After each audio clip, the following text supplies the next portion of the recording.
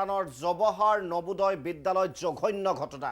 আপুনি শুনি আচৰিত হৈ যাব, আপুনি হয়তো বিশ্বাস নকৰিব, এনে জঘন্য ঘটনা সংঘটিত হৈছে এইখন অসমত মৰাণত। অন্তঃসত্ত্বা শিক্ষয়িত্ৰীক, আকৌ কৈছোঁ ভালকৈ শুনক, আপুনি হয়তো বিশ্বাস নকৰিব, অন্তঃসত্ত্বা শিক্ষয়িত্ৰীক আক্ৰমণৰ লক্ষ্য কৰি ল'লে এদল ছাত্ৰই। দেওবাৰৰ সন্ধিয়া বিদ্যালয় চৌহদতে এই ঘটনা। দশম একাদশ শ্ৰেণীৰ 30-40 ছাত্ৰই ঘেৰি ধৰিলে এগৰাকী শিক্ষয়িত্ৰীগৰাকীক। কিন্তু আকৌ কৈছোঁ যে শিক্ষকগৰাকী প্ৰেগনেণ্ট আছিল, অন্তঃসত্ত্বা আছিল। এজন ছাত্ৰৰ পৰীক্ষাৰ নম্বৰ কম হোৱাৰ অভিযোগ দিছিল অভিভাৱকক। একাংশ ছাত্ৰী আৰু শিক্ষকে প্ৰাণ ৰক্ষা কৰে শিক্ষয়িত্ৰীগৰাকীৰ। হাতত লাঠি লৈ বিদ্যালয় চৌহদত উদণ্ড ছাত্ৰৰ দল। এয়া আচলতে কি হৈছে? ছাত্ৰ সমাজৰ এয়া কিহৰ এয়া অধুনতি, যে অধুনতিৰ ফালে গৈ আছে, নৈতিকতাৰ যে চৰম যি এয়া নৈতিকতাৰ স্খলন, সি তাকেই প্ৰমাণ বহন কৰে যেন। প্ৰাণ ৰক্ষা কৰি বিদ্যালয় চৌহদৰ পৰা ওলাই যায় অধ্যক্ষগৰাকী। আৰু আপোনালোকক জনাওঁ যে জৱাহৰ নবোদয় বিদ্যালয়ত সৃষ্টি হৈছে এই ঘটনা। 22 অভিযুক্ত ছাত্ৰৰ তালিকা প্ৰস্তুত কৰিছে বিদ্যালয় কৰ্তৃপক্ষই। অভিযুক্ত ছাত্ৰসকলক অভিভাৱকক গতাই দিছিল বিদ্যালয় কৰ্তৃপক্ষই। অভিভাৱকে অভিযুক্ত ছাত্ৰক সমজি ল'বলৈ অস্বীকাৰ কৰে। পৰিস্থিতি নিয়ন্ত্ৰণৰ বাবে আৰক্ষী আহিবলগীয়া হ'ল বিদ্যালয়লৈ। এদল উদণ্ড ছাত্ৰই পূৰ্বেও বিদ্যালয়খনৰ পৰিৱেশ বেয়া কৰি আহিছে। গতিকে এটা ডাঙৰ খবৰ। আকৌ কৈছোঁ যে নিকৃষ্ট, জঘন্য আৰু এনে শব্দ নাই আচলতে। প্ৰথম কথা, এগৰাকী শিক্ষয়িত্ৰী। প্ৰথম কথা, এগৰাকী বয়সতকৈ যি ছাত্ৰ ছাত্ৰী আছিল তেওঁলোকতকৈ বয়সতকৈ এগৰাকী মহিলা। দ্বিতীয় কথা, তেওঁ শিক্ষয়িত্ৰী। তৃতীয় কথা, তেওঁ অন্তঃসত্ত্বা। এই গোটেইখিনি থকাৰ পাছতো এগৰাকী শিক্ষয়িত্ৰীক, অন্তঃসত্ত্বা শিক্ষয়িত্ৰীক, তাকো একাদশ, দ্বাদশ, দশম শ্ৰেণীৰ আমি কিশোৰ ছাত্ৰ বুলিয়ে ক'ব লাগিব। গতিকে কিশোৰ ছাত্ৰই আক্ৰমণৰ লক্ষ্য কৰি লয়। কিমান জঘন্য হ'ব পাৰে মানসিকতা, কিমান আচলতে নৈতিক স্খলন ঘটিছে এতিয়া একাংশ শিক্ষাৰ্থীৰ, সেয়া আপোনালোকে নিশ্চয় অনুমান কৰিব পাৰিছে। এফালে ৰেগিঙৰ ঘটনাই জোগাৰিছে, এয়া আন এক ভয়ংকৰ ঘটনা যে 30-40 ছাত্ৰই ঘেৰি ধৰিছিল শিক্ষয়িত্ৰীগৰাকীক। আৰু অপৰাধ কি আছিল? অপৰাধটো যিটো ভাবে যে ছাত্ৰ ছাত্ৰীসকলে, এজন ছাত্ৰৰ পৰীক্ষাৰ নম্বৰ কম হোৱাৰ অভিযোগ। পৰীক্ষাৰ নম্বৰ যদি লিখা নাই, কম হৈছে, সেইটোকে আচলতে চেলু হিচাপে লৈ এইদৰে আক্ৰমণৰ লক্ষ্য কৰিছিল। আৰু অভিযোগ দিছিল অভিভাৱকে। স্বাভাৱিকতে এগৰাকী ভাল শিক্ষকে যেতিয়া ছাত্ৰ ছাত্ৰীয়ে পঢ়াত মনোযোগিতা নিদিব, নম্বৰ কম পাব, স্বাভাৱিকতে যি অভিভাৱকক ইনফৰ্ম কৰিব, তেওঁলোকক জনাব যে এই ছাত্ৰগৰাকী পঢ়াত অকণমান দুৰ্বল হৈছে, আপোনালোকে চাব। সেইটোৱে যেন অপৰাধ হ'ল শিক্ষয়িত্ৰীগৰাকীৰ। আৰু তাৰ বাবে এক প্ৰকাৰৰ এই কিশোৰসকলে, যদিও শব্দটো ব্যৱহাৰ কৰা সঠিক নহয়, তথাপিও আমি ক'ব লাগিব গুণ্ডা বাহিনীৰ নিচিনাকৈ আহি অন্তঃসত্ত্বা শিক্ষয়িত্ৰীগৰাকীক আক্ৰমণৰ বাবে চোচা লয়। কিন্তু সৌভাগ্যক্ৰমে ছাত্ৰী আৰু অন্যান্য যি শিক্ষকৰ মধ্যস্থতাত বা তেওঁলোকৰ প্ৰত্যক্ষ হস্তক্ষেপত আচলতে কোনো ভয়াৱহ ঘটনা হোৱাৰ পৰা ৰক্ষা পৰিল। কিন্তু এই যি জঘন্য কাণ্ড, এই বৰ্বৰ কাণ্ডই জোকাৰি গৈছে এতিয়া সচেতন মহলক, যে ছাত্ৰই এইদৰে অন্তঃসত্ত্বা শিক্ষয়িত্ৰীক, তাকো নম্বৰ কম পোৱাৰ বাবেই এনে আক্ৰমণৰ ঘটনাত লক্ষ্য কৰি লৈছে। আৰু কেৱল শিক্ষয়িত্ৰীগৰাকীয়ে নহয়, অধ্যক্ষও। গতিকে এয়া কি চলিছে?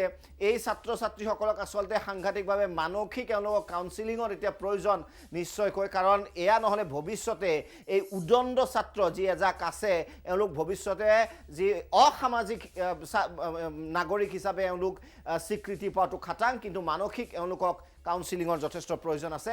শিক্ষয়িত্ৰীগৰাকীয়ে কি মন্তব্য কৰিছিল, কিদৰে বৰ্ণনা কৰিছিল গোটেই ভয়ংকৰ দৃশ্যৰ, আমি আপোনালোকক দেখুৱাব বিচাৰিছোঁ। मैंने उस टाइम पर 10th क्लास का रिज़ल्ट शो कर रही थी, जिसमें 50 के आसपास स्टूडेंट्स के पेरेंट्स मुझसे मिले। तो जिसका जैसा फीडबैक था मैंने पेरेंट्स को बताया, इन्फॉर्म किया जहाँ पे कुछ कमी थी। तो उनमें से ही एक पेरेंट्स था, अंकुश सिंह का, क्लास 10 स्टूडेंट है। तो उसका मम्मी और दीदी, उसकी माँ और बहन आए थे। तो उन्होंने रिज़ल्ट देखा और उसके बाद कहा कि इसका नंबर कम हुआ है। पहले तो ठीक था पढ़ाई में, अभी पढ़ाई में ठीक नहीं चल रहा है।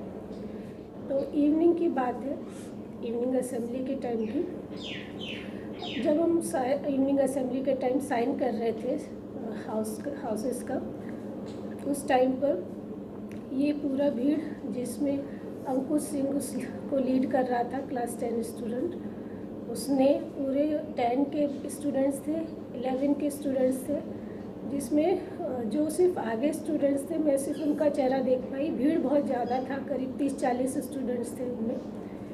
उन्होंने पूरा भीड़ ने आकर मुझे चारों तरफ से घेर लिया और बार बार चिल्लाने लगी कि आपने हमारे पेरेंट्स से कंप्लेंट क्यों किया, आपने क्यों उन्हें बताया।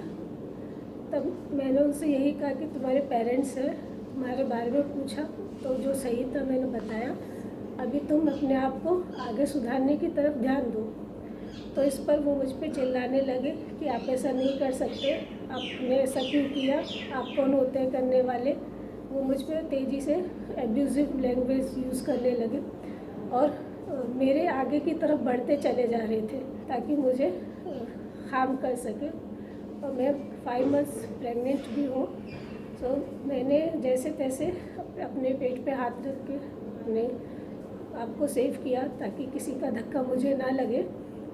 उस टाइम पर पीटी मैम थी, हमारी पीटी फीमेल है, उन्होंने और मैट्रॉन जो है वो मुझे उस जगह से लेकर गए असेंबली ग्राउंड से और उन्होंने वहाँ पे मुझे बचाया, मुझे और मेरे बच्चे को।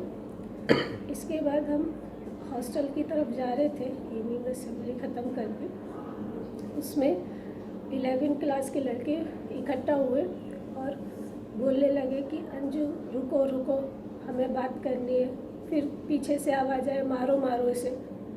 इसमें कुछ लड़कों को तो पीटी में मेट्रो ने रोक दिया, लेकिन एक लड़का था सुनिंदर नाम का, क्लास 11 स्टूडेंट है, वो मेरे पीछे बहुत दूर तक आया भागता हुआ मारने के लिए कि इसको नहीं छोड़ना है, इसको मारना है।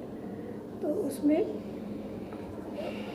फिर लड़कियां थी मेरे साथ वहाँ पर, अगर सीनियर गर्ल्स उस टाइम पे नहीं होती तो वो নিশ্চয় এই আপোনালোকে শুনিলে যে কি ভয়ংকৰ বৰ্ণনা আচলতে কিদৰে প্ৰহাৰ কৰিবলৈ খেদি গৈছিল একাংশ উদণ্ড ছাত্ৰই। আৰু আকৌ কৈছোঁ অপৰাধটো হ'ল যে ছাত্ৰ ছাত্ৰীয়ে কম নম্বৰ পাইছে, অভিভাৱকক জনাইছে। স্বাভাৱিক, জনোৱাটো স্বাভাৱিক, কাৰণ অভিভাৱকে দায়িত্ব ল'ব লাগিব বা অভিভাৱকে ইয়াৰ পৰৱৰ্তী সময়ত তেওঁলোকে ভাল কৰাৰ বাবে চেষ্টা কৰিব লাগিব। গতিকে এয়াই হৈছিল ঘটনা।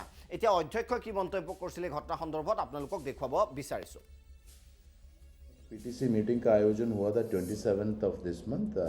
उसमें हम सारे पेरेंट्स आए थे और टीचर्स मार्क्स भी डिस्ट्रीब्यूट कर रहे थे और एक बच्चे का मार्क्स डिस्ट्रीब्यूट हुआ और बच्चे का पुअर परफॉर्मेंस था और टीचर ने बच्चे के माँ बाप से ये कहा कि बच्चे के ऊपर थोड़ा ध्यान दे दीजिए, बच्चे को समझा दीजिएगा।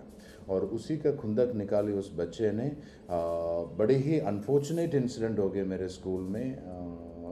पीजीटी हिस्ट्री जो कि 5 महीने प्रेग्नेंट है, उसके ऊपर 10th 11th বয়েজ কে নিশ্চয় এয়া আছিল অধ্যক্ষৰ মন্তব্য। গতিকে আনফৰ্চুনেট বুলি কৈছে, দুৰ্ভাগ্যজনক, কিন্তু মই নিশ্চয় অভিভাৱকসকলো ইয়াৰ বাবে সমানে দোষাৰোপ কৰিব লাগিব। অভিভাৱকে আচলতে তেওঁলোকক বুজাব লাগিছিল এই ছাত্ৰ ছাত্ৰীসকলক যে তোমালোকে ভৱিষ্যতে ভাল কৰা। গতিকে অভিভাৱকো নিশ্চয় সমানেই দায়ী এই ছাত্ৰ ছাত্ৰীসকলৰ নৈতিক স্খলনৰ বাবে।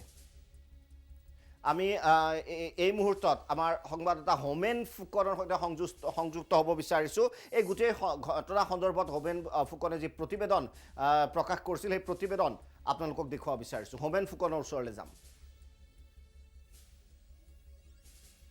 জৱাহৰ নৱোদয় বিদ্যালয়ত উত্তেজনা বৰ্তমানো বিৰাজ কৰি আছে, যিহেতু এই মুহূৰ্তলৈকে অব্যাহত আছে। ছাত্ৰসকল এই মুহূৰ্তত এই বিদ্যালয়ৰ পৰিসৰত উপস্থিত আছে আৰু তাৰ লগতে অভিভাৱকসকলো আছে। ইতিমধ্যে অভিভাৱকসকলৰ লগতে স্কুল কৰ্তৃপক্ষৰ এলানি আলোচনাও অনুষ্ঠিত হৈছে আৰু যিহেতু এই বিদ্যালয়ৰ যিগৰাকী অধ্যক্ষ আছে তেওঁ আলোচনাত মিলিত হৈ তেওঁলোকৰ লগত এই গোটেই বিষয়টো তেওঁলোকক অৱগত কৰিছে। আৰু আজি যিহেতু প্ৰথমবাৰৰ বাবে এনেধৰণে অভিভাৱকসকলক এই বিষয় সম্পৰ্কে অৱগত কৰা হৈছে, যেহেতু এক উত্তেজনা বিৰাজ কৰিছে। এগৰাকী শিক্ষয়িত্ৰীক, আন্তঃহত্যা শিক্ষয়িত্ৰীক যি ছাত্ৰসকলে আক্ৰমণ কৰা বুলি অভিযোগ উত্থাপিত হৈছে। যোৱা দেওবাৰে এই ঘটনা সংঘটিত হৈছিল মৰাণৰ জৱাহৰ নৱোদয় বিদ্যালয়ত আৰু তাৰ পিছৰ পৰা উত্তেজনা বিৰাজ কৰিছে, যিহেতু বিদ্যালয় কৰ্তৃপক্ষৰ তৰফৰ পৰা এই যি পৰীক্ষাৰ ফলাফলক লৈ অভিভাৱকসকলক যি তেওঁলোকে বাৰ্তা দিবলৈ বিচাৰিছিল, সেই বাৰ্তাৰ পিছতেই এনেধৰণৰ এক পৰিস্থিতিৰ উদ্ভৱ হয়। ছাত্ৰসকলে এইগৰাকী শিক্ষয়িত্ৰীক আক্ৰমণ কৰিবলৈ তেওঁলোকে উদ্যত হয় আৰু তাৰ পিছতে দেখা গ'ল যে এই ছাত্ৰসকল ছাত্ৰসকলৰ আক্ৰমণৰ পিছতে এতিয়া এক যি পৰিৱেশ সৃষ্টি হৈছে ছাত্ৰসকলৰ ওপৰত অনুশাসনমূলক ব্যৱস্থা গ্ৰহণৰ বাবে বিদ্যালয় কৰ্তৃপক্ষই সিদ্ধান্ত গ্ৰহণ কৰিছে আৰু তাৰ পিছতে তেওঁলোকে এই মুহূৰ্তত জিলা প্ৰশাসনৰ সহায় বিচাৰিছে এই মুহূৰ্তত যি উত্তেজনা বিৰাজ কৰিছে বিদ্যালয়ত আৰু যিহেতু আলোচনা ইতিমধ্যে সম্পূৰ্ণ হৈছে অভিভাৱকসকলৰ লগত স্কুল কৰ্তৃপক্ষৰ सर आपने अभी मीटिंग की और सारे पेरेंट्स के साथ आपने ये बात जो है बताई उनको क्या बताएंगे कैसा क्या हुआ Actually, the mother of Aryan Shandilya, I think she's Himani Shandilya, she had a talk with me. So I would like to tell the parents, I would like to tell that particular parent that these are the records. I was not in the school at that time. The record speaks. These are the records against that boy. Ragging case, abusive language case, you can see that. And the school administration has permitted that said boy on the basis of an undertaking affidavit from the district court that he won't indulge in any indisciplinary activities. So the record speaks, the record never lies. He is a proclaimed offender. वो लगातार indisciplinary activity में लिप्त है. इतना होने के बावजूद भी school प्रशासन ने उसको यहाँ पढ़ने दे दिया इस उम्मीद के साथ कि उसमें कुछ बदलाव आएगा वो आगे पढ़ेगा. He took it as granted and आज कल उसने एक प्रेग्नेंट लेडी पर हाथ उठा करके सारी सीमाएं पार कर दी. मुझे उनसे सिर्फ यही कहना है कि हम लोग झूठ नहीं बोल रहे हैं, सीसीटीवी झूठ नहीं बोल रही है, जो उस मौका वारदात पे मौजूद है वो लोग झूठ नहीं बोल रहे हैं. वो पेरेंट्स का कहना है कि हम लोग झूठ बोल रहे हैं. मैं क्यों झूठ बोलूँगा. আছিল অধ্যক্ষ ভাষ্য এগৰাকী ছাত্ৰৰ বিৰুদ্ধে যিহেতু পূৰ্ব এনেধৰণৰ অভিযোগ উত্থাপিত হৈ আহিছে বুলি তেওঁ জনাইছে. এই মুহূৰ্তত যিহেতু ৰেগিঙৰ দৰে ঘটনাও সংঘটিত কৰিছিল বুলি এই মুহূৰ্তত জনাইছে আৰু তেওঁৰ বিৰুদ্ধে জ্ঞাপন কৰিছোঁ. অনিল পোদ্দাৰ ধন্যবাদ জ্ঞাপন কৰিছোঁ. দৰ্শকসকলক কওঁ যে সেয়া হোমেন ফুকন নহয়, অনিল পোদ্দাৰৰ প্ৰতিবেদন আছিল. গতিকে এই গোটেই বিষয়টো যথেষ্ট চিন্তনীয়. আশা কৰা হৈছে যে অভিভাৱকসকলে যিসকল অভিযুক্ত ছাত্ৰ তেওঁলোকে ভাল ব্যৱস্থা গ্ৰহণ কৰিব, অন্ততঃ কাউন্সিলিং হ'লেও ব্যৱস্থা কৰিব, কাৰণ এওঁলোকৰ ভৱিষ্যত জীৱনৰ কথা আছে.